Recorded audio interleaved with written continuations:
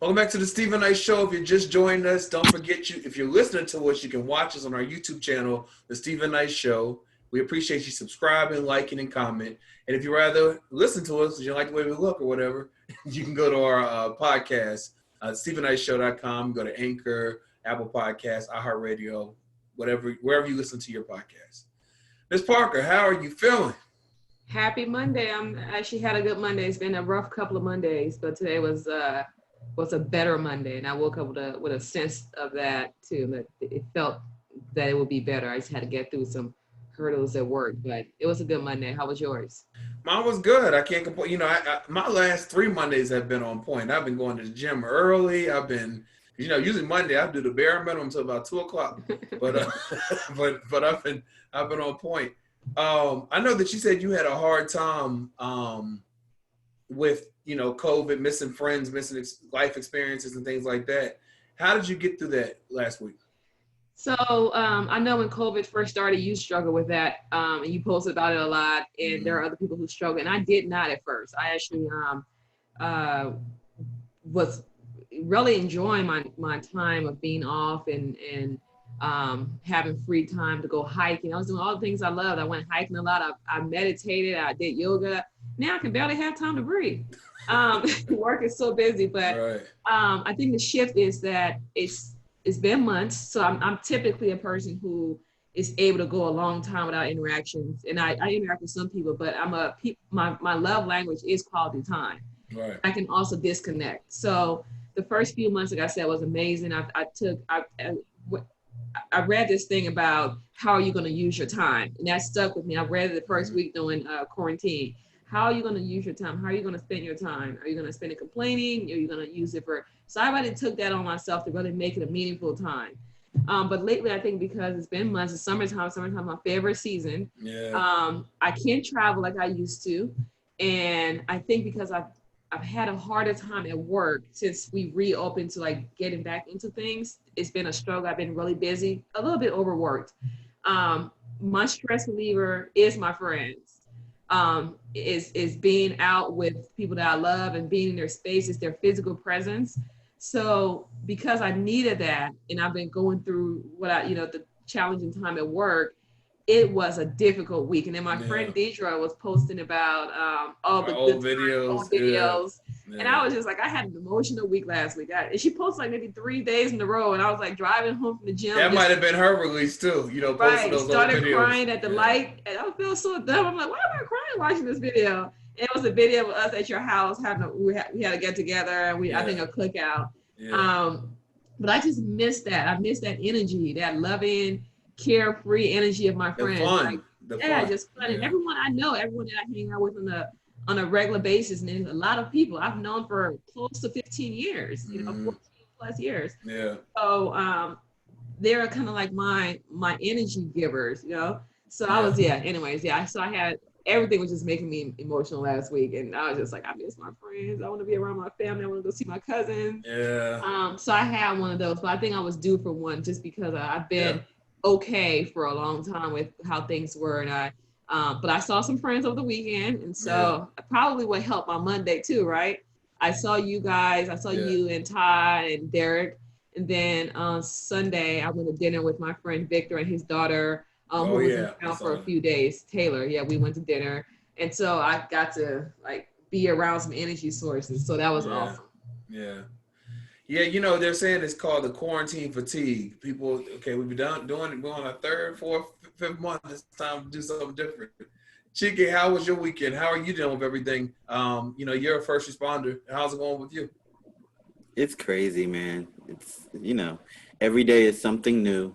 Whole new set of policies, whole new protocols. Yeah. They sent out a threatening email the end of last week telling us that we have to report if we go anywhere out of state because we could be subject to a 2-week quarantine and coming back. Failure to admit that we left is probably going to be dismissal. Yeah. So, and I understand why, but it's just that, like, it seems like the weights are constantly being piled on through life, through work. Yeah. I had 2 family members pass over the past couple of weeks. Oh, sorry. It's been Sorry to heavy. hear that. Yeah, definitely. Thank my you, guys. condolences. Sorry to hear that. It's been heavy. It's a lot going on, but I stay in prayer, stay close, to my Lord in faith, and I get through. I'm here. Yeah. I think at this time, is testing a lot of people just because this is something we've never gone through before. Mm-hmm. Nair, you're at a life-changing point. You're engaged, recently engaged. How are you doing with, on top of the life-changing situations, good things that are going on? How are you doing with this COVID situation?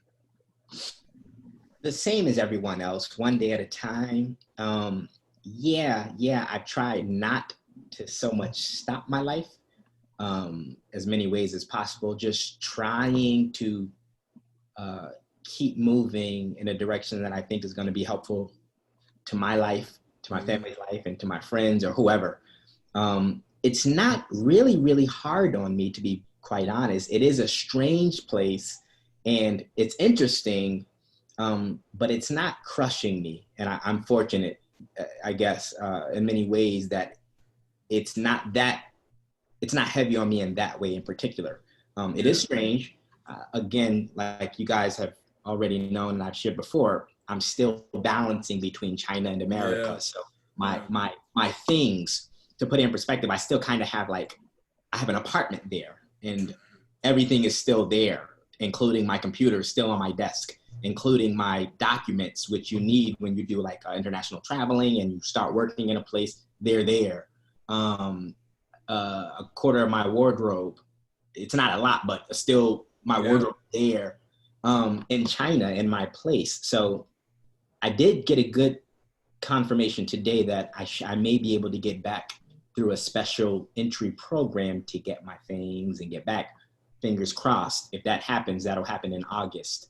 But they're telling me if I can get through this process, I'll be quarantined there for anywhere from 10 to 23 days. Then I'll be able to get my stuff, and I'm gonna have to sell some stuff because I can't bring an apartment back. Yeah. And then pack up what I can pack up, and then come back here. And if I come back here, I still may have to go through a quarantine before I make my way to Seattle. But it's okay. I'm sorry. I was gonna say, is it more difficult getting back to China with the United States and China are at odds now due to this virus and how the administration is handling everything, and the sanctions and everything. Is it harder for you to get back because of that, or is it just in general? I imagine so. It is difficult because I have to go through I have a visa already. I have a visa that says I live in China, resident and work. Yeah. But even still, I have to get special visa permission in addition to the test, in addition to all the other checks that you got to get naturally going there again. So this is what I received today. So I got to get that stuff squared away before I can even really be aligned with this special entry opportunity, which is a short window for me. I have to do it by very short. So it is a little bit more difficult. They've closed the consulate there. We've closed the consulate here. So even my Houston, the normal place that I send stuff to in Houston is closed here. So now I got to go through New York, Chicago, or LA. And it is a bit more of a challenge, but I'm going to move forward as however I can because I need my stuff, especially my documents. I don't care about the things. I'll get rid of everything, but my documents, they're sensitive. And I do want that stuff, but if I don't get it, I'm not going to, it'll be all right one way or the other. No, I get that. Yeah, and I think Nair said something that was important that you did as well. We're going to have some challenging time. I think people, when people think of being positive and thinking positive and living a life that is conducive to being more on the positive than negative side of things, you think people don't have those days or may not have challenges they have to navigate through. They are going, people are people. We're all going to have those challenging days, no matter how positive and how much of a routine that you keep up and all of those things. But keeping a routine is important as much as you can. I think because maybe Nair having some more flexibility with his schedule, he's able to do so. And so when I was able to as well, I think that worked for me. So take advantage of that. When people were complaining about being quarantined in the beginning, I told people take advantage of this time. This is a time for you to regroup, for you to re-energize, for you to realign yourself with things that feed your soul. Do those things. If you have that flexibility, when you have that time, do the things that feed your soul, do the things that make you happy, that bring you joy. to remind yourself that doing all this, you can still get back and still find your piece of happiness within all this. And there are good things happening. You know, I know several people who've gotten married during this period, had a bunch of babies being born. So we have to find a light in the darkness, and in every darkness there is a light, you know, because we wouldn't be able to see without, we need both. So in every situation there is both. And so we just have to be mindful of that. But there are good things happening. There are people who are being blessed. This period, as dark as it is for some, it has been a light for others. So let's not discount that. Yeah, no, definitely. Most definitely. Well, before going to the show, this week, John Lewis, they have memorial services, 6 days of it.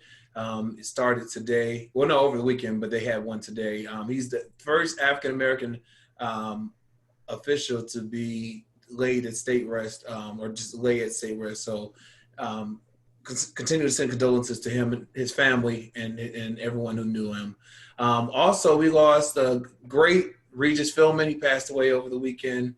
A natural causes at 88. So our thoughts go to his wife, his daughters, and everyone he was someone who started off, you know, doing behind the scenes work, and he became this huge giant that everyone, you know, grew to love, and he never saw himself as the icon that he was. So our thoughts and prayers are with his family and supporters. We gotta do it one last time for him.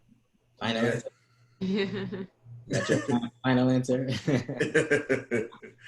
Well, listen, our question of the day is your personality more like your mom or like your dad? Ms. Parker, I saw your comment. I was trying to figure out whether or not I have some of my dad in me. I think we all have some pieces of personalities. And I don't know if it's a personality thing. It's more of a thing my dad does. My dad is always, he's always prepared. Like, he always have extra stuff. I think it's because he grew up with like very little. My dad grew up very poor. And so he always have every single thing he has an extra of. Like, when I go home, he has built a shed in his he's in an apartment, he's on the ground floor. He asked the ground floor so he can build a shed in his little backyard thing that he has with extra cans of food. Who does that? But my dad has always, Y2K, we were prepared. We had flashlights, we had batteries, we had kerosene. We would have survived. Okay. You're ready. So I have a bit of that in me, which is funny because when I came back from California, he had surgery, and in the week I came back, we were being quarantined. And that week when I was coming back, everyone was going to the store to buy stuff. I had a whole house full of stuff. I was like, oh, I don't need anything. I had 2 huge things of toilet paper. I had all the hand sanitizers, and I didn't even know anything was going on. Right. And so that week was when I really realized that, because it always annoyed me my dad had extra stuff because we never had space for it. I don't buy as much as he does. I wouldn't buy 5 cans of anything. I don't eat a lot of canned food, so I don't have cans of stuff. But I have extra of everything. If I'm down to 1, I'm going to the store. Yeah. But my personality is like I have a strong personality. I think I'm more like my mother. Yeah. I think the strong personality is more of my mother's. Yeah, you don't play. Chike, what would you say for yourself? I'm probably split down the middle. My mother is very, my nickname for her is Old Faithful. She's very routine, very orderly, very scheduled, very punctual. She doesn't play around when it comes to order. Very military, without the attitude though. And my dad is very in the moment, very imaginative. He was the artist. So wow. I get both. Yeah. You know, I get a lot of my talent from him and a lot of my order from my mom. That's unique because it's a lot the other way a lot of times. Right? You know, in all honesty, when in growing up, I used to look at my parents and their different personalities and be like, how did y'all 2 ever get together? Like, she doesn't ever want to do nothing. He wants to do everything. But y'all are happy together. Like, I don't get it. But then, you know, that explains me. I'm like right down the middle. Right, yeah. I'm thankful for it. The older I get, the more thankful I am for it. Yeah. What about you, Naya? Can you hear, is my background really loud? I got an unexpected sound in the background. So no, it's not bad. If you hear it, let me know. I got somebody cleaning, so I'm sorry. They're vacuuming. I think, well, this is what I hear. I hear often, my mom says, "You're like your father," a lot. I've never heard that I'm like my mother. No one's ever said that to me. But I always hoped that I was like my mother. So I don't know. She's the only one who says I'm like my father because she knows him that way. No one else actually really says that I know of. But she says that. And I don't want to necessarily, if it's the way I think, I don't necessarily want to be like my father, but I'd rather have the personality of my mother because she's like super chill. Like your mom is chill. Yeah, man. Everyone loves her. She's like always smiling, and you know, she's the sweetest person. Everyone says that, right? But she's one of the sweetest people that I know. My mother's a great guy too, but I really like my mom's style. I really do. Oh, that's very sweet. Yeah, well, she is. If you meet her, she is. She is all that. I think I have a mixture of both. My dad is he is a jokester. Yeah. And I have that in me. But my dad he jokes all the time. I have that in me. But my mom, she's very direct. She was funny in her own way. You know, my mother was an educator. You know, she was a middle school teacher until I was 11th grade. She became assistant principal and then eventually a principal. But I remember once they rezoned the area, because she worked in the city and I lived went to school in the county. And when they rezoned, they said, "Miss Nice, your mom? Ooh, I know you had it hard at home." But she purposely was like that to the students. That wasn't, you know what I mean? But so I think I do see combinations. Like, I am OCD. My mom was OCD. And like I was going to be sleeping every day. I mean, that's just how I am. But I think I'm a mixture. But I want to share something with you guys before you end this segment, Stephen, really quickly. I was watching Master Class. It's one of my favorite. You guys remember Master Class on OWN? It's one of my favorite programs. Yeah. And they had what's the guy's name? He's a rock star. Lenny Kravitz. I love him. Had Lenny Kravitz on there. And he was speaking about his mother, and you guys all know his mother was a famous actress. And Roxy Wilker. And he that I will never forget how he described his mother. And then when he got done describing her, he said, "I can think of no other compliment better than saying that your mother was a good person." Mm-hmm. He was like, "My mother was a good person." And then he had said why previous to saying that, but he said, "I had never heard my mother," and he's like, "I'm not saying it because she's dead and gone. Never heard her speak a bad word about anybody in front of me. She never gossiped. She was never negative in front of me. The person she showed me when she showed up in front of me was a good person." She was like, he said, "I can't think of a better compliment." And I was thinking about that. I'm like, I'm going to want to be that mother that my kid, even in his adulthood can say, even as an adult looking at her from an adult perspective, she was a good person. That was just so touching to me. Well, real quick, when my mother passed away at her funeral, I mean, it was packed. And I remember one of her, the student that she taught her first year, 38 years ago at that time, came up to me. He said, "Your mother was my first grade teacher. I never forgot her." And my dad said, "I knew your mom all these years. I realized I really didn't know her." Because when you meet people, you have different relationships with different, depending on the thing. And so it was just that made me feel good. That made me feel good. So I get what you're saying. Saying. All right. Well, tweet us at home. Let us know, is your personality more like your mom or your dad? Stephen Knight Show SHO. Some people said they weren't like either. I thought that was interesting. All right. So coronavirus update real quick. 16 plus million cases worldwide with over 650,000 deaths. Domestically, we had over 4 million cases with 147,000 deaths. So Robert C. O'Brien, President Trump's national security advisor, has tested positive for coronavirus.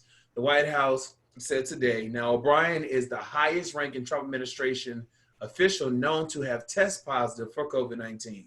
They said he had mild symptoms and has been self-isolating, working from a secure location. It was interesting because they asked Trump about it, and he said that he hadn't seen him in a while. But prior to him testing positive, they were supposedly seeing each other multiple times a day. So I think they're trying to doing a spin on that, but that's that. Google has announced that its employees will work from home until summer of next year, 2021. Employment benefits end this week. Now, Democrats want the $600 a week that people were getting to go through the end of January. But Republicans want to switch it from $600 a week to $200 a week just for the next 2 weeks. 2 months, excuse me. Two games, Major League Baseball games have been postponed due to an outbreak of coronavirus among the Miami Mariners. And so the Baltimore Orioles, who were playing them, and Philadelphia Phillies, they all had to change those, even against the New York Yankees, because I think like 19 people had test positive. I know we talk about this every week. Do you feel comfortable now with your new normal that you created during coronavirus, Parker? I think I'm pretty comfortable, but even when you read this off to me, it just sounds so. Does it make sense to anybody else? You have baseball teams playing, but you can't go into the store without a mask on. You have basketball games resuming. Kids are back in sports, but they can't go to school. So does Corona chooses when to hit people or when? It just doesn't make sense to me. The message is not consistent. I can't believe in something that the message is not consistent. I'm not saying that the coronavirus does not exist. How they handle it, I can't put any trust in when it's just not consistent. It's just the message. The consistent thing is money. That's money. That's what they want. Yeah, that's what it's about. That's the only thing that's consistent. Nothing else makes sense. You can't put children in sports and close school, or say the kids can go back to school 2 days a week. What happened to the other 3 days? So they're learning from home for 3 days. When they go back to school, they're not touching each other. Like it's not a consistent sound message. To me, it's like, are people all losing it? Does this make sense to anyone? Is it just me? I'm beside myself. Well, I think the problem is that people are trying to find ways to open back up, and the reason why the numbers continue to spike is because we haven't found a way to open back up. And so where you're trying to have the certain sports to come back, or you're starting to have stores open up, all it's doing is causing the cases to increase. And so I understand both sides where they're trying to keep the economy going, because the economy shuts down, it's going to really hurt everyone. But it's still, the numbers are still going up. And so it's that fine line. Yeah. I don't think we're going to be back in our office either. I'm sorry. I think that everyone's looking for government to be the big answer and to swing the gavel down and say, this is what it's going to be. Mm-hmm. You have to take care of yourself. Exactly. Yeah. Take care of yourself and your family. Bad shape. I tell you that now. Yeah. Me personally, I think that the teachers should go to school like they normally would. Teachers should report to the building. They should have a camera in the classroom, and the teachers should teach the lessons as if the class was full, and all the students should be at home watching the class on their laptop.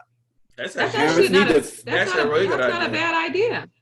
Parents should find a way to find coverage for their, govern their children when they go to work. That's on you. Those are your children. You find coverage for your children. But they need to go to school at home. And this is a different time. The economy will only get hit if they doom it to be hit.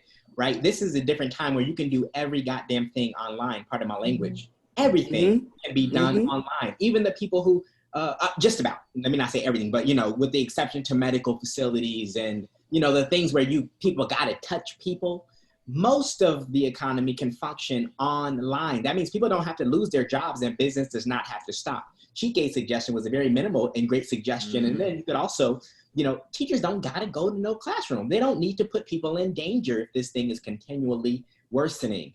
The reason that I said that they should go to the classroom, because I think the next move will probably be for every occupation justifying the money. So if they have to physically report to the school, which eventually, hopefully, in some point in the future will open back up, if they still have to report to a building, you can justify paying them the money that you're going to pay them and their health insurance. Because they physically have to go somewhere. But they'll be in the classroom by themselves without children. Well, I understand that. But there are other ways I think it's a great option. But I'm sure there are great options in general across the board when it comes to the digital model. So what's the thing now? Are these teachers not being paid because so when they're doing online learning, are the teachers no longer involved? Okay. Because I know there are some teachers that left their job. Some retired early. Tutoring. Yeah, retired early, and they're going to do tutoring.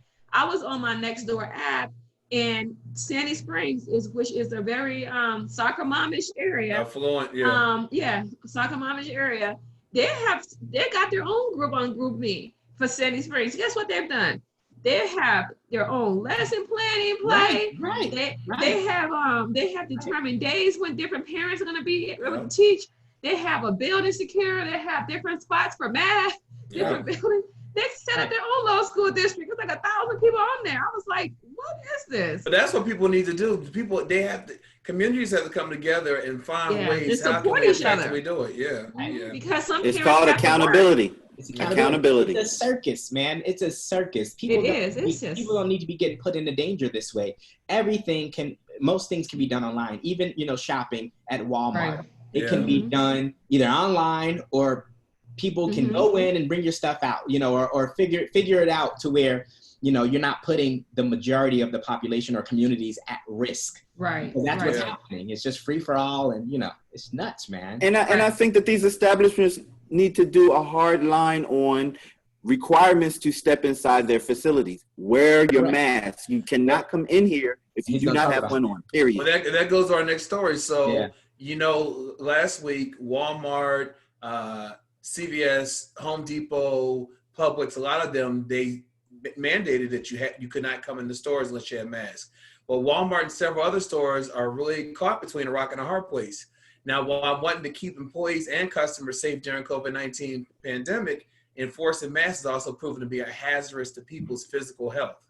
Despite making headlines for creating new mask regulations, Walmart, Home Depot, Walgreens, CVS, and others will no longer ban customers to refuse to wear the mask, according to CNN. So the biggest issue with enforcing mask policies is the threat to employees. We've all seen the videos where Karens and Kens are going off when they're refused service for having to wear their mask. So these retailers are saying we're no longer going to enforce it because they're worried about the threat against their employees. Well, they need to call the police. That is not the reason. Right. They're not enforcing. They're not enforcing it because it's affecting the numbers of people that are coming in there.